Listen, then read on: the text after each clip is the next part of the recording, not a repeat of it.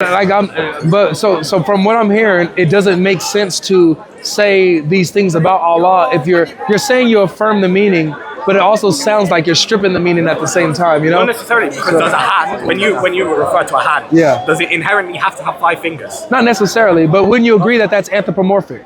No. How not? On what basis? So anthropomorphism is when you're applying like human characteristics to something that's not human. Okay, perfect. Did God have a hand prior to humans? Yes. Perfect, done. But it's not anthropomorphic. So you would agree that it was a hand before humans. He had all of his attributes are intrinsic to him. So would you then affirm then that we share in Allah's characteristics in that we have hand, shin, eyes? You brought up the hadith. You brought up we created Adam in our image yesterday. Yeah.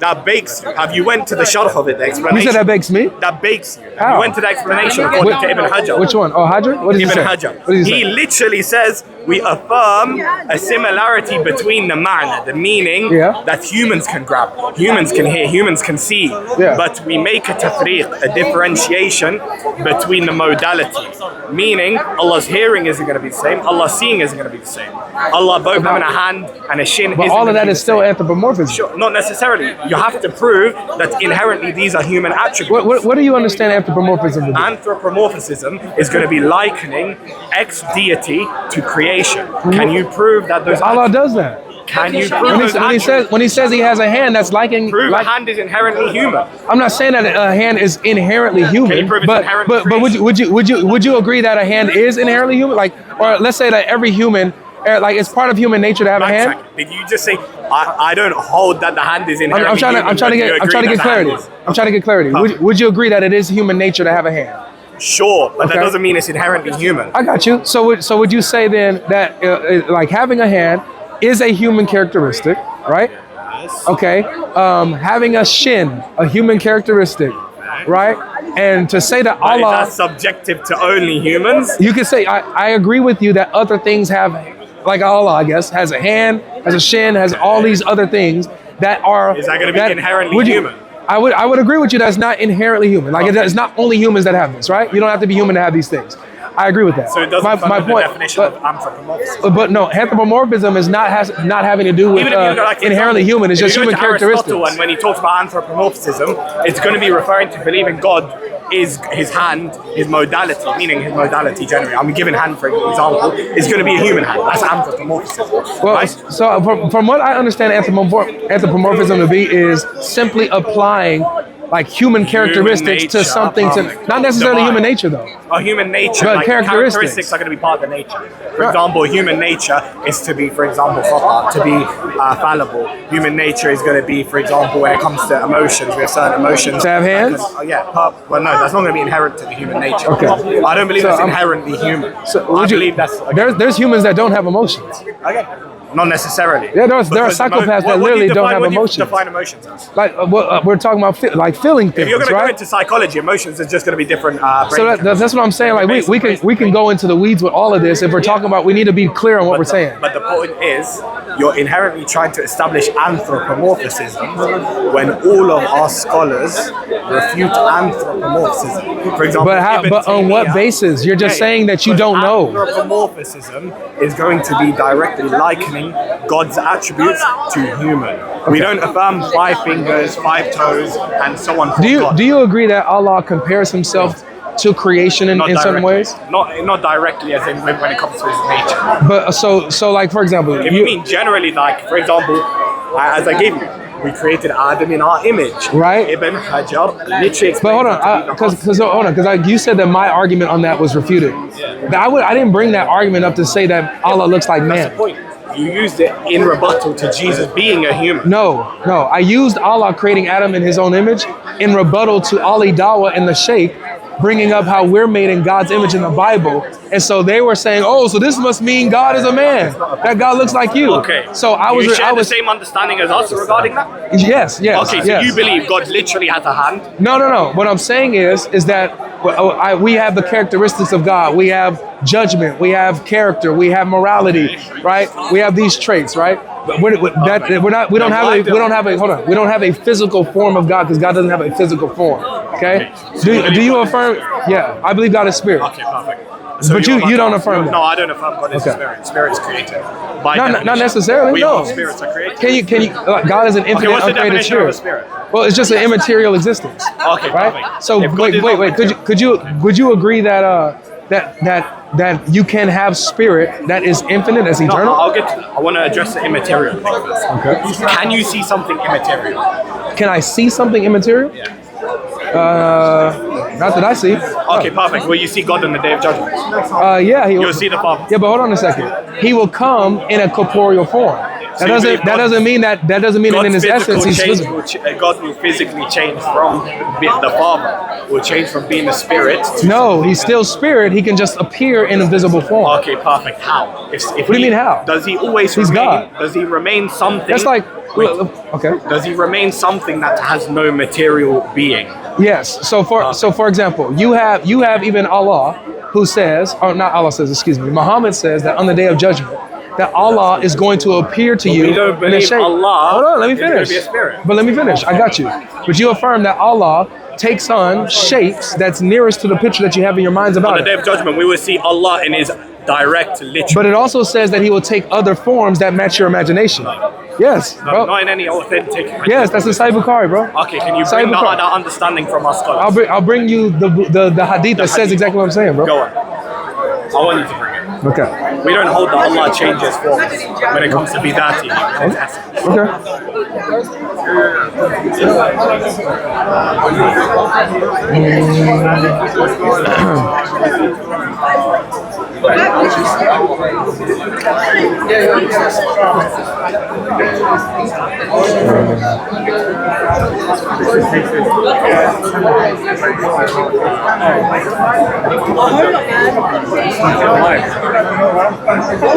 You know, remember the numbers? No. Hadith, there's so many hadith, bro. It's thousands. I mean, I can name you 10 scholars off the top of my head who memorize all 6 books. All 6 books of hadith? Yeah. That's crazy. I don't study it like that. I mean, at least the numbers. If you ask me about Bible verses, I'll tell you what. But that's Bible. I can tell you Quran verses. Yeah. Hadith numbering is different, man. There's a lot of that. Bukhari 687, whatever. I can give you some hadith numbers. I just don't remember all of them. Okay. Okay. Yeah. Sahih Bukhari 4581. Okay, 4581. Can you read it? Yeah. So.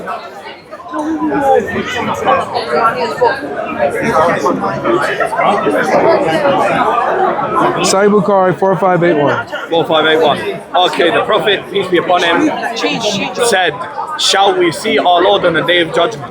The Prophet said, "Yes. Do you have any difficulty in seeing the sun at midday when it is bright and there is no?" It's long. Do you want to skip to the part? What part? I can show you. Go ahead. You will see your Lord like you see the moon? No, it's after that. Right here. Perfect. Then Allah, the Lord of the worlds, right here. Then Allah, the Lord of the worlds, will come in a shape nearest to the picture they had in their minds. It was said, "What are you waiting for? Every nation have followed what they used to worship." They will reply, "We have left the people in the world where they were in great need of them. We did not take them as friends. Now we are waiting for our Lord." Now, what's the understanding? So you see how it says that Allah is going to come in a shape that matches. It says shape. It says form. Shape, form, it doesn't matter, but shape, right? Yeah, okay, sure. I think it's synonymous. So he's going to come in a shape that is nearest to the picture that you had in your minds about him. So whatever you imagine, just really quick, it's talking about Allah. Okay, so it's saying what you imagine Allah to be, yes, He's going to appear to you in that shape. Perfect. In what sense?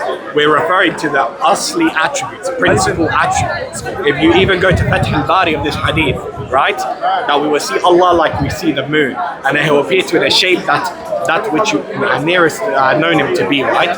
It's going to be referring to each nation having specific revelation about God. I disagree. It doesn't say that. No, that's the understanding of it. No, I think. Al-Bari literally quotes. Okay, for example, different nations have different attributes revealed to them. Yeah, but this is a problem because number one, if you're saying Father Bari explains this that way, I have a problem with that because that's completely ad hoc and out of the verse. Not necessarily. Okay, so then the evidence they give the evidence. Well, the evidence according to the hadith it says that they tie back to just, the Quran. just really quick. Just really quick. When you say the nations, you're talking about Muslim nations, right? No, we're going to be talking about all nations that receive revelation. Okay, no. So this says, so you have the polytheists, they're already taken care of, and they go to hell. Then next are the Jews, and then they go to hell. Then the Christians, and they go to hell. And then it says, then all that's left are the believers and the hypocrites among them.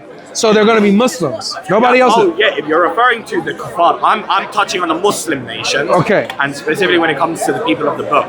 Now, if the book are not part of this. No. If you're referring to the Jews and the Christians. No, I'm not. Like when we're on the Day of Judgment. I'm not talking about that. Yeah. Okay. If you're not talking only about that, only the Muslims. I'm only touching onto the Muslims specifically. Good. Okay. Here, when it comes to that, the Muslims, for example. When it says Allah is what you think of Him, we have this general thing where it comes to His mercy, that Allah is not merciful. He says He's going to come in the shape that you imagine Him. I'm going to tie it back to that. When it comes to that, there's a reason why it mentions that their idols will be raised on the Day of Judgment, and that's why the mushrikeen also tie into this belief, that their idols will be raised on the Day of Judgment against them, right? Now, can a physical stone idol? No. It's going to be, again, just a sabab, a way in which it's going to be revealed. Now, when it comes to the Muslimin, upon the correct aqidah, we believe Allah will reveal Himself in His true form, meaning He will remove His hijab of An-Nur.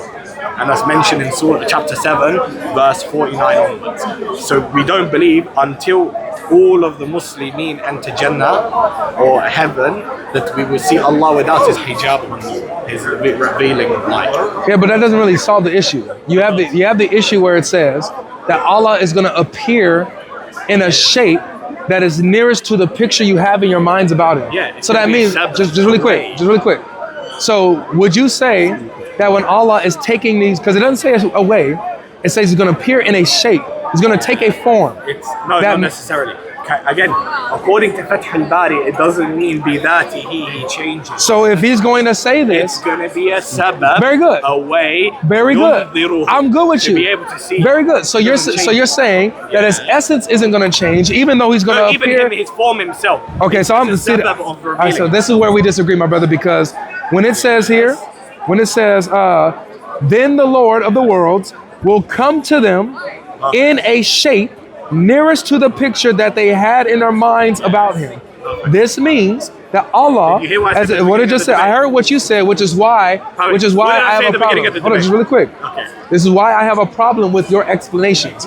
Because according to the Hadith, brother, you gotta let me know. Hold on. According to the Hadith, Allah is appearing in a shape that matches people's imaginations. My question is this. What did I tell you at the beginning of the debate? Is everybody's imagination, what they picture Allah in their mind, is subjective? So unless you have the correct. So these are different shapes that Allah's going to come in, right? Correct creed. Okay, so these are different shapes that Allah's going to appear in, right? Okay, perfect. Now I'm going to respond to you. Like I said in the beginning of the debate, I'm a Salafi. Yes. I appeal to scholarship. Now, Ibn Hajar, in his Fath al-Bari, which you very well can pull up on your phone, if you can pull it up, that'll be good for us. It's just going to be a sabab of which Allah is going to reveal Himself, a way in which, but it doesn't what is that way? Change His form. Okay. Again, so it is what the people will perceive. Okay, it doesn't say that though. See, that's what the scholars say. Okay, well, I got you. So if you're gonna say that Fath al-Bari says, well, actually, it's actually the opposite of what Muhammad says. It's not really that He's going to come in a shape. Hold on. The P and not P is, this says Allah's going to come in a shape. Ibn Hajar is saying, no, He's not coming in a shape. He's not coming in a form. Allah in a different Is He coming in a shape? Okay, is it referring to the perception Allah, it's talking about Allah. Is it referring to the perception It's talking about Allah. If you bring up the hadith, read a few. Okay, I'll do it again. Then the Lord of the worlds will come to them. Come to them. So is it they hold on? Is it that Allah is it maybe like is it people think He's coming, or it doesn't say for a fact He's coming to them? You're not tracking. What did I say? Repeat and still man what I said. I don't think that you can still man and repeat what I'm saying. Yes, I can. Then can you deal with what I just asked you? The argument is going to be that again He's appearing to them, but I'm sticking. Is He actually appearing, or are they just perceiving this? Okay, so it's not about perception. The perception of His shape is what's going to be altered. So the perception of His shape is going to be altered. Let me ask you this: when it says here, He will come to them in a shape. Perfect. Will they perceive Him coming in a shape, or is He actually coming in a shape? What that shape will be, they'll be perceiving. Okay, so He is coming in a shape, which implies because it's which not. is going to be so his literal bidatihi. No going to worries. be his actual essence. Okay, Meaning so he's coming in a shape nearest to the picture that they had in their minds about him. So what the subjectivity is that the shape that they yes. So the shape that they're going to see. Let me finish, because you don't even know what I'm saying. I do know. Then listen. If you're saying I conceded, then you're not listening. Okay. According to the hadith, it says that he's going to come to them in a shape that is nearest to the picture they had in their minds. Meaning, there's going to be multiple shapes because there's multiple imaginations. So there's going to be multiple shapes that Allah appears in to each individual. Track. Okay. It's going to be when he says he appears to them, what they perceive him to be. Does it say what they perceive him to be, or does it say that's the shape he's going to come in? My scholarship. Is that what? Who's the better scholar, Ibn Hajar or Muhammad? Again, that's non sequitur because we don't believe Muhammad is going to be. Is Muhammad a scholar or Ibn Hajar? We don't believe in. That's a non sequitur because we don't believe we take the zahir of every single hadith. So who do you use to interpret Ibn Hajar? No issue. We use a salaf. Ibn Hajar. Yeah, for example, Ibn Abdul Bar. So Ibn Abdul Bar, does he? Bar. B-A-R-R. B-R. Say bar. All right, Bar. Does Ibn Bar? Does he interpret Ibn Hajar? Ibn Abdul Bar. He has his own tafsir from the Salaf. Does he interpret Muhammad? Ibn Hajar. Again, we don't need a circular. We just need to appeal. So then, why do you need a circular when it comes to Muhammad and what he clearly says? I'll tell you why. Again, because the source in question in the internal critique is going to be the Quran and the Sunnah. And the way in our paradigm, which we, again, understand the Quran and Sunnah to be, is going to be through the lens of the Salaf and the Muta'akhirin, which is going to be the scholars of Hadith later on. Yeah, how do you know they're right? Yeah, we know they're right based on ijma', based on consensus. Okay, so does when you say Ibn Hajar gives an interpretation, if his interpretation doesn't match what the text says, is his interpretation valid? Again, your understanding of the text isn't going to be consistent. That's not what I asked. Again, you're presupposing your understanding of the text. I didn't ask that, bro. Yeah, it's simple. You can explain. You're presupposing that it's going to contradict based on your own understanding. Okay. But if it contradicted, we would see the scholars call him out. Oh, and there's a reason. There's ilmul knowledge of men. Is there a consensus on what the hadith means? There's a consensus on how we interpret these attributes, yes. So every Muslim interprets it? There's no khilaf. Can you bring me one scholar that says this means Allah will literally take different shapes? So this is my problem. My problem is that you guys don't take Islam. You take your scholars. You take what people say, and that's. But my brother, hold on 1 second. 1 second. It says ask the people of the book too, but you don't do that. Yeah. So no issue. my point is, hold on 1 second. Have you read the tafsir? 1 second. So with you over here talking about, oh well, we appeal to the scholars, and you're presupposing your interpretation. I didn't interpret anything. Yeah. I just read the text, and the text says that Allah is going to appear in a shape nearest to the picture they had in their minds about him. It also says in another hadith relating to this that Allah is going to appear in two different shapes, right? The one they didn't know. He's going to appear in a shape that they did not know. What is that? That's going to be referring to without his hijab. Okay, so they know him without it. They know him. They know his attributes, but we don't know the modality of what Allah physically or whatever literally. So here's my question: when it says that Allah is going to appear to them, right? And it's going to appear to them in a form. Now it's sidetracked. Well, no, it's the same thing because it's the same kind of narration, just different wording. Can you? Okay? I'm literally still manning. When it comes to the hadith, right? We take them with the understanding of the scholars because the Prophet himself in another hadith, he says the greatest of generations are the ones that come after me. And when they contradict what Muhammad says, then what? When they contradict what Muhammad says, then what? There's a single consensus that contradicts what Muhammad I'm sorry, I'm leaning on what Muhammad says. If you want to lean on people who say the opposite, I just let you talk. If I'm going to lean on Muhammad, you can lean on anybody else you want to. If who you lean on goes against what Muhammad says, then khalas, I got nothing to say. But my point is, hold on. My point is that when you have the hadith, for example, like I said, the relating hadith that says that Allah is going to appear to them in a shape that they did not recognize, right? and then he's going to appear to a shape that they do recognize. Now, can I? What shape do they recognize of I'm Allah? going to directly ask you a question. Oh, you're not going to answer. Wait. Does the Quran? You're not going to directly answer. I will. If you address this, I can answer your next question. Does the Quran make a distinction between muhkam, meaning clear-cut matters, and mutashabih matters, unclear matters? Yes or no? It makes a distinction between clear verses and unclear verses. Okay, it also, in other places, say that the entire Quran is perfectly clear. No. So that's the contradiction. It mentions it's an explanation of all things. So that means the whole Quran is clear. And the Quran explains. Yes, it's an explanation of So there's everything. nothing unclear there. That doesn't contradict. Because if the Quran is an explanation for all things, and it explains two things, go to the hadith, and it also explains... Doesn't say that, but yes, okay. It doesn't, but... We can debate hadith if you want Sure. within the Quran. That's a different topic. The Quran says it's a hadith, right? Are you going to do it in another internal critique, or are you going to do the This is all internal. This is why the Quran has problems and the hadith has problems. We can shift on to that internal. Shoot. Because again, if you're not going to grant that the Quran alludes to following to hadith, then we have to debate that before we move on. Not necessarily. What I'm saying is that your Quran claims to be perfectly clear and explain everything. Are you granting that hadith? About regarding what? The hadith about Allah taking a shape. Are you granting that?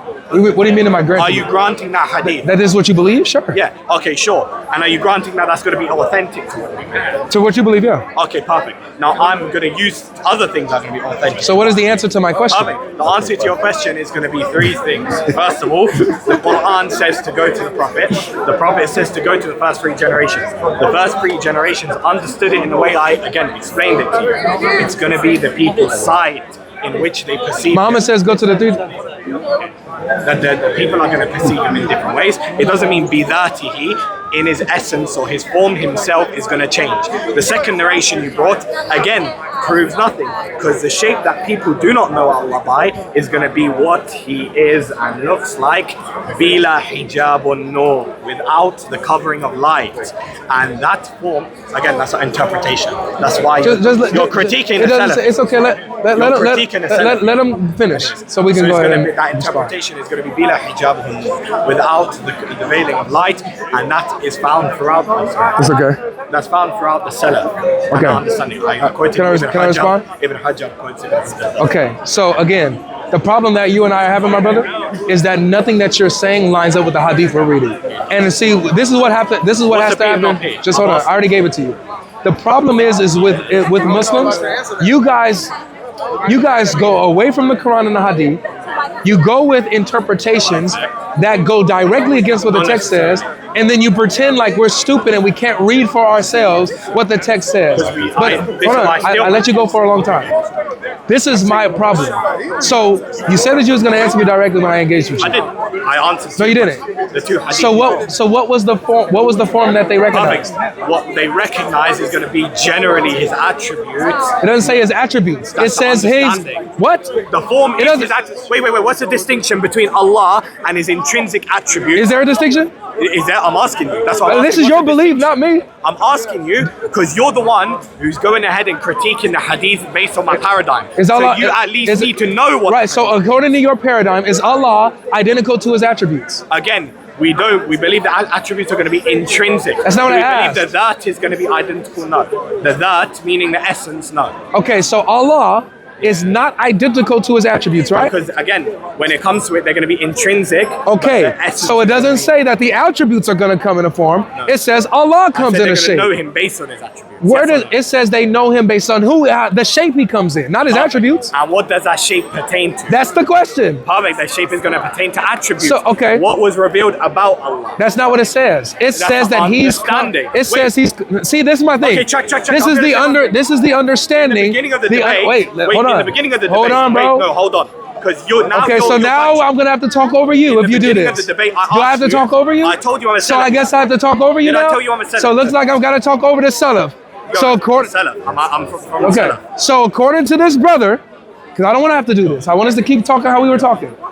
So according to you, instead of what the text says, you keep saying this is the understanding. I don't care how you understand it. I only care about what the text says. If the text says Allah comes in a shape, not his attributes, When it says Allah came in a shape and they didn't recognize it, not his attributes, then stop changing the text like you hate it. Perfect. Now I'll respond to that. Now, in the beginning of the debate, and you can scroll back, I told him I'm a Salafi Athari. So throughout this debate, because there's going to be an internal critique, I'm going to appeal to scholarship. He granted that. And even in general, you quoting a hadith, did I grant that was correct? You quoting a hadith, you can critique, that's going to be an internal critique. External, I mean. So that, external granting, but we'll get to that. Wait. Let me finish. Okay, go ahead. I told you I'm a Salafi. I'm going to appeal to the Salaf and, again, scholarship in general. Now, the second thing he cannot track, him granting the hadith in the first place is going to be granting the scholar that narrates it. So when, how do you finalize when that? The scholars, how do I finalize that? Based on who narrates it, Bukhari. We can go to Bukhari and what the chapter he puts it under. We can go to Ibn Abdul Barr, who also narrates and explains some of Bukhari's statements. We can go to Ibn Hajar, who brings Bukhari's statements. But again, are these Bukhari statements or Muhammad's? Wait, Bukhari's statement on the hadith itself, understanding tafsir. Yeah, I'm just asking, are these Muhammad's words or Bukhari's? I can tell you, the metan is going to be Muhammad's words. The metan? The metan. The writing in white. So these are Muhammad's words. You see here, the writing in white is going to be the metan. The grey is going to be tafsir and isnad. So the isnad. Right, the chain and all that. The chain so that the actual narration, the actual thing is Muhammad's words. You cannot bring me any narration that which a scholar from the Salaf I don't care about your or scholar. the muhaddithin explain. Okay. Now, that exposes your hypocrisy. Sure. Because, again,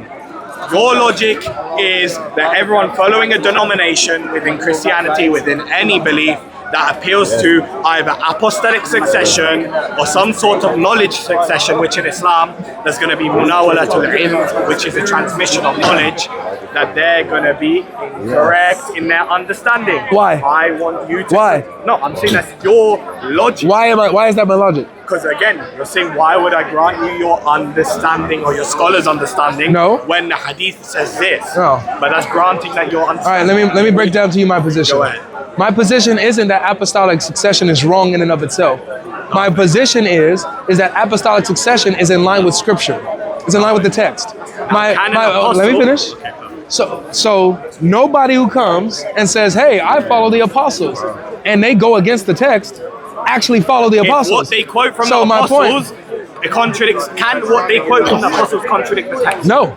Perfect. Nothing that the apostles say. That's my point. Perfect. Nothing let me finish my answer. That was the answer to my question. Well, I'm expounding because I was the one talking. I let you give a whole spiel. So nothing that the apostles say go against the text. Perfect. If somebody is coming to me and saying, hey, the apostles said this, and it contradicts the scripture, which is apostolic, then no, the apostle never said that. Which is why Gnostics were called out, which is why all these disbelievers were called out, who tried to say that they were part of apostolic succession and they were cast out because they were fakes. My point is that when you come and you're saying, hey, Muhammad says one thing, however, our scholars have a different understanding than what is blatantly said. I didn't say Yeah, you did. I said the explanation of what a shape is, that he will appear to them. Does it say that Allah is going to come, or does it say his attributes? Appear to them in a shape. So does it say Allah is going to appear or his attributes? Perfect. I'm going to get to that. Okay, how do we describe... I know that was a perfect question, bro. How do we I need an answer. I need a perfect answer. Understand what Allah is, or what shape he would take? That's a good question. Perfect. I'm asking you. No, don't ask me. I'm not the Salaf. You're the one critiquing. I'm not the... Allah doesn't tell you. Yes, he does. Oh, really? Allah what is tells it? us go to the Prophet. What is the Prophet it? tells us my ummah will not unite upon misguidance. So what is it? The ijma' of the Salaf. Then tell me, what is it? We understand Allah through his attributes. So what is he? Yes, perfect. Allah has certain attributes like having yadayn, hands. He has a shape. What is he is what I'm asking. Yeah. In of himself. Yes. We believe Allah is God. We don't believe he's what is that? We don't believe God in of itself is going to be a title. We don't believe he's a spirit. A title for what? Meaning some form of existence. Some form of existence. What is that existence? That form is going to be God. We don't... What is that? We're not Christians where we liken it into a spirit. I didn't ask you that. We hold that God in of himself is going to be an existence. Okay, what existence? God. That is it. Are you in existence? Yeah, perfect. Okay, what And is I'm a God's human. existence? I'm a human. Exactly, that's what Perfect. you are. God So what is God? Perfect. God is a God. What? God That's a human is a human. Perfect. A human is a human. What? Perfect. How do we understand what a human is based on attributes of a human? Based on essential properties, and then you could tell Which me, is gonna be and then you could tell me what that thing is. Essential So when you say God, what is that? Do attributes. What is Allah? Are attributes going to be consistent with essential properties? Are attributes essential to God? Depending on what you're asking. Okay, for example, God having, for example, in the Bible, God having love is an essential property. Yes. Perfect. God is love. God being all seeing. No. Yes. Okay, so on. These are all essential properties. Yes. If any of these properties are missing, that's no longer God, right? But when you say, I understand. You're saying that these are qualities or attributes that make that qualify for the title God. But what is that existence? Okay, that existence, again, we believe that God in of itself is an existence. So what is that God? That God, its existence is You just said based, God is a title. Yeah. No, it's very much a form of existence. Again, because you can't track, he's not P. No, don't say I can't track. You're not tracking what you're saying. You're just using the same word. Existence is going to be based on essential properties. But what is that? What is his essence? What is it? What is his essence? Yes. Yeah, his essence is going to be ma kulli shay min nafsi. What does that mean? Nothing like creation? Everything, that which is himself. That is what the that is. Say that again. Ma kulli shay, whatever, everything, shay, thing, whatever that is within himself, nafsi. What is that? That's brother. That's not asking my question. When I ask what is Allah, and you say Allah is that which whatever it is that. No, that's not answering the question. Wait, essence. Doesn't essence do something, or is an essence someone? Persons do things. Perfect. What is it? What is the essence of Allah? Exactly. The essence of Allah doesn't do anything. I didn't ask what it does. I asked what is it? Perfect. It's going to be himself. What does an essence pertain to? According to our scholars, Ibn Taymiyyah. So like for example, you know how if you were to ask me what is God, and I say that God is spirit in essence, right? So we have a designator for what we say God is. What would be yours? We don't believe that God is spirit. I know. I'm saying what will be yours? Understanding, yeah, perfect. Spirit is going to refer to jinn or something like. I didn't ask. I didn't ask that, bro. Now God. Wait, I'm getting to it. Now God, His essence is going to be the same way you're using spirit to describe Him. We use God to describe Him. That's so God in and of itself is an essence. Allah is an ilah, meaning a God. Is it immaterial or physical? Immaterial or physical, we don't attribute either to him.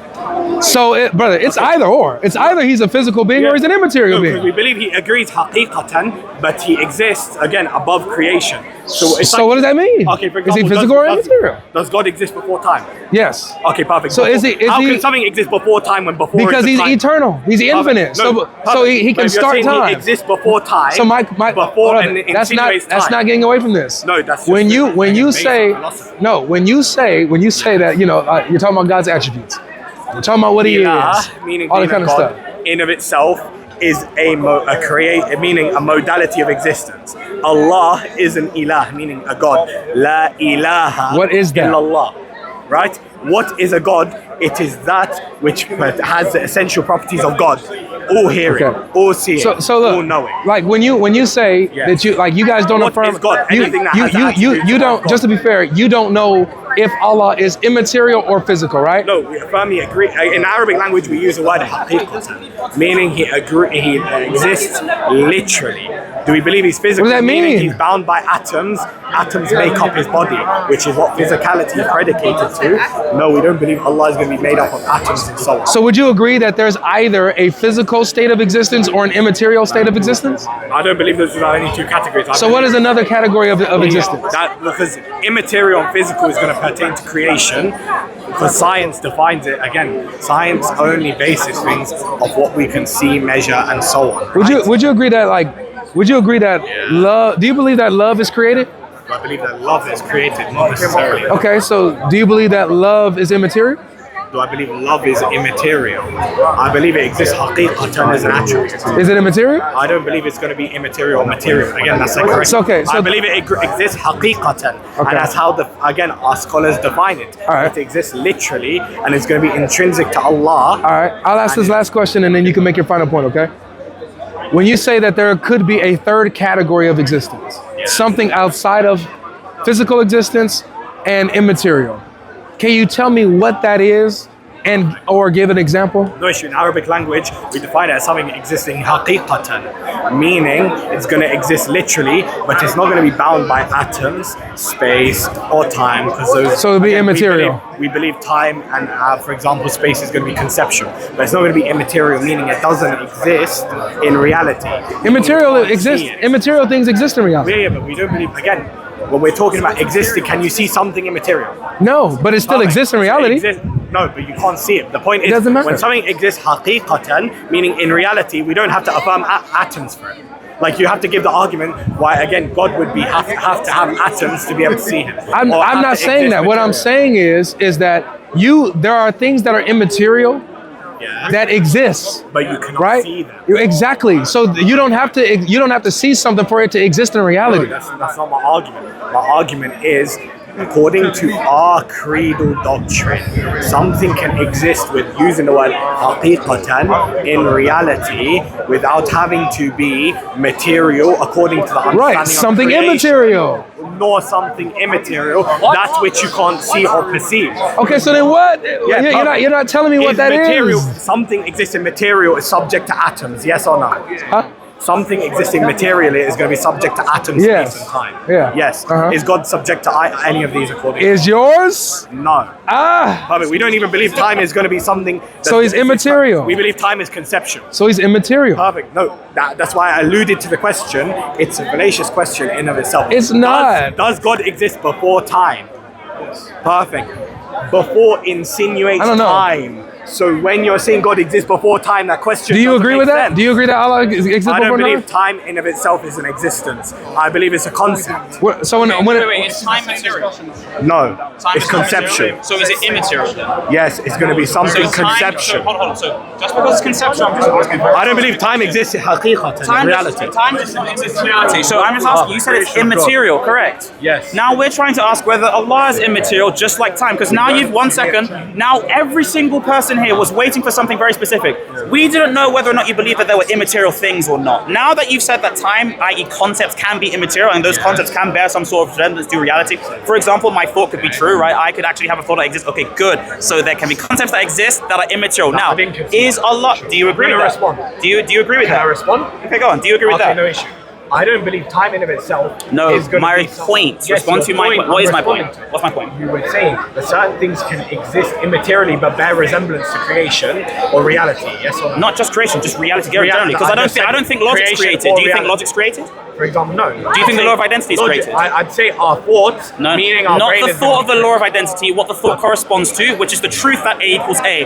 Does that truth exist? Yes. Okay, is that physical? We can establish it physically, yes. You can establish it physically the same way an atheist would say that. Is it physical? Yes or no? No issue. I know, great no issue, but yes or no though, please. Like, it's like you know what I'm saying? Like, that's not yes or no. Yes or no.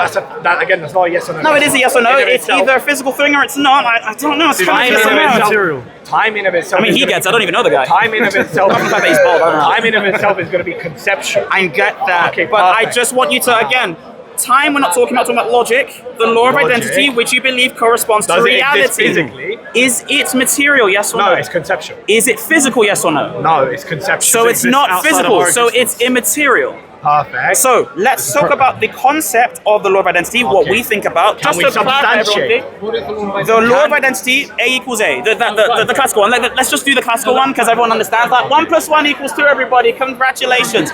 Okay, 1 + 1 = 2. The actual truth of that, not my conception of it, the truth of that, does that exist? You said yes before, don't change. I said, again, does it exist conceptually? Does it exist? Does the substantiation not the concept, not the concept. Not the concept, yeah. The truth itself. The substantiation, yes. So the truth exists in reality. The substantiation of that concept. The substantiation, by the way, guys, is the truth of the thing. So the truth of the concept exists in reality. Yes. Yes. So 1 plus is it 1 exists in physical? reality. Is it physical? Is 1 plus 1 physical? Is it physical? Yeah. The concept itself, no. Not the concept, the truth. I love the fact that we can all talk the same way now. The truth doesn't exist. The substantiation. I mean, come on, help a brother. Help God, logic out. God, do you understand what he's saying? Come on, man. What are we doing, man? 1 plus 1 equals 2.